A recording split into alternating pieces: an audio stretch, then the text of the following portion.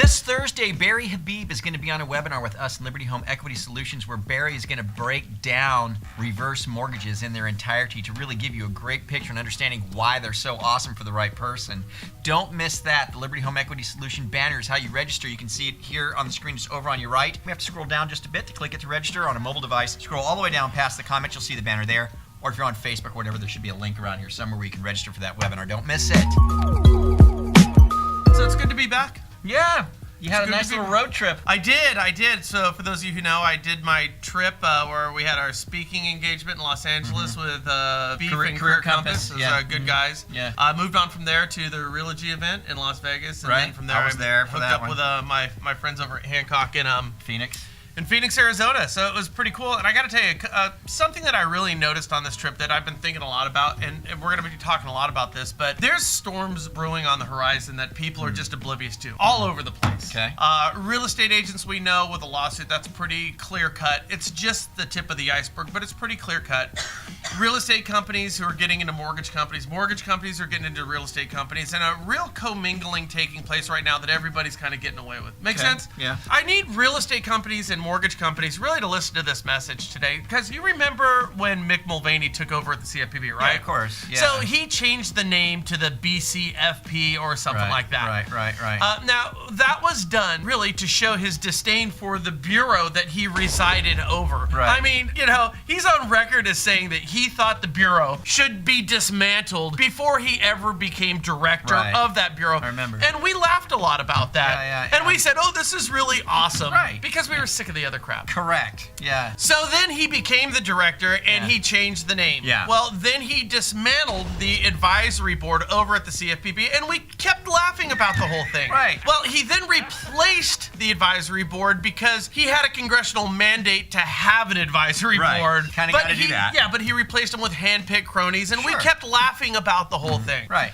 Then he knocked down the number of times this advisory board was going to meet, and we just kept laughing. Then he quit enforcing anything whatsoever at the bureau, right? Right. Yeah. And we just kept laughing our asses off. But I got to tell you, while we were laughing as everything was being dismantled, there began to be whispers, not only from Congress and other agencies, but also in the real estate and lending community, a few people who are whispering saying, this whole thing has kind of gone too far. So then Mulvaney got a promotion to Trump's cabinet and was replaced at the CFPB, we'll call it, by Kathy Kraninger, right? Now, she changed the name back to the CFPB. I mean, who cares? Now, right now, she's reversed Mulvaney's changes to the advisory board. Ah. Okay. She's increased its size, scope, and number of meeting times as well. Okay. And we perked up our ears at this. Yeah, because she's not a stooge. Right, so that's happening right now at the CFPB, but there's a bigger play here. There really is, and this is what I was talking about when we started the show here. See, we have an election, guys, next year. Right. Now, if Trump wins, we'll probably see an increase to compliance via the CFPB's director, Kathy Kraninger, because she's showing right now, as I said a moment ago, that she's not going to be a stooge to Mulvaney or to Trump. Okay. Hence her rollbacks of Mulvaney's dismantling directives. Okay. Now, that should not scare the mortgage industry in and of itself, but it should put you on notice. Yeah, because Trump could lose, Right. And the moderate Kraninger will be replaced with a more compliance-minded director at that point. Now, if that happens, it's back to the Inquisition for the mortgage industry. Right, like we saw before with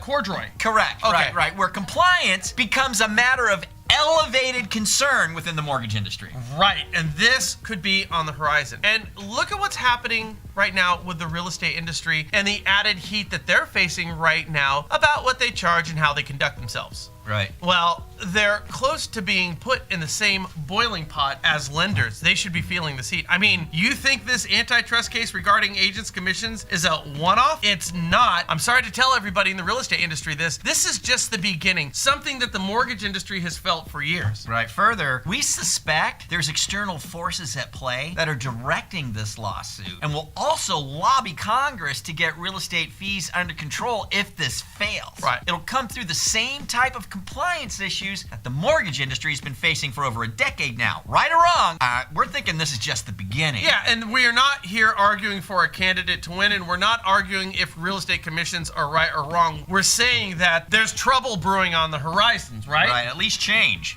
And it doesn't help that the real estate industry right now has gotten so darn cozy commingling with mortgage companies over the past 4 or 5 years. We've seen this happen, and so have you. Real estate agents and tech companies right now are jumping into the mortgage space by bringing their real estate lack of compliance to a hotly regulated mortgage industry. Now, I'm saying, as things stand right now, you might be okay. If we get a new sheriff in 2020 at the Cfpb or the regulatory agency that have oversight over the mortgage and real estate space, and his or her name is not Trump, then compliance and regulation will once again dominate our thoughts, our actions, and our marketing. And some of you will find that your actions that you're taking today are going to be hotly scrutinized tomorrow. Yeah, for instance, we saw an open door email exchange where Open Door says they make a payment to a buyer after the close of escrow. Or to put it another way, outside of escrow. Right. That, by any lender in the country's position, is a gross RESPA violation, one that a tougher sheriff At the CFPB. would probably blast. Right. And we've seen real estate-based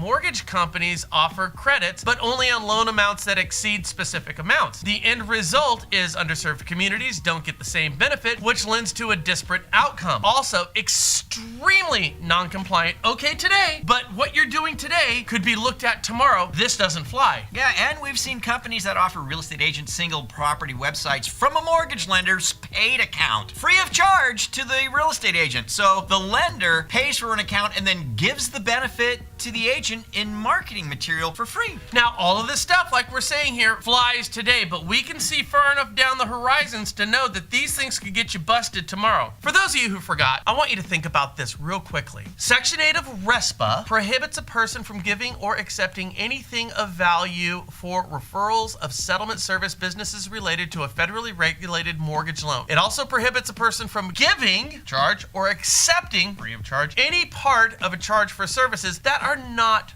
performed. Does this make sense to everyone right now? It's pretty straightforward. You can't give anything to agents for free if you're a loan originator. Right! I mean, it's non-compliant and not only puts the mortgage company in harm's way, but the agents whose business they covet, especially with what's happening now. Right. So on the trip that we took over this past week, I saw a lot of people right now just playing this thing fast and loose. Seriously, the real estate industry, the mortgage industry. So let this be a warning to you. We have an election next year. Right. And all things point to a repositioning where we have a more compliant real estate and lending environment. And as we have seen before, not too long ago, last time around, what you do today, right here, right now, though not enforced today, very well could become a problem for both real estate and mortgage companies tomorrow. I'm going to tell you this right now. One of the things that we've done with Listing Booster is we've always insisted that the real estate company or the real estate agent pay their fair portion for the benefit of that marketing activity when they're working with a mortgage lender. And this has cost us accounts because we refuse to play fast and loose. So if you're a mortgage company right now and you're offering something to a real estate company that you're paying for, and there are words that say free anywhere in that marketing piece to the real estate agent, you're putting yourself in harm's way. And here's a little clue. I see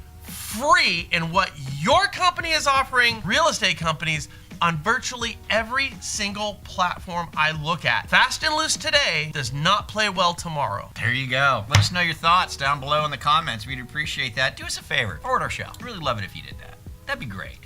We'd super appreciate it. Share it on your Facebook. Oh, on Facebook. That'd be a great idea. With a nice little comment on there. Maybe on the Twitter. Oh, by the way. Maybe do the Twitter. If you hate our show, share it anyways and talk about what jerks we are. Yeah, that's a great idea. Send it to the people you don't like. As long as you share it. Thanks, guys. Guys, have a good one. See you later. Later. Bye.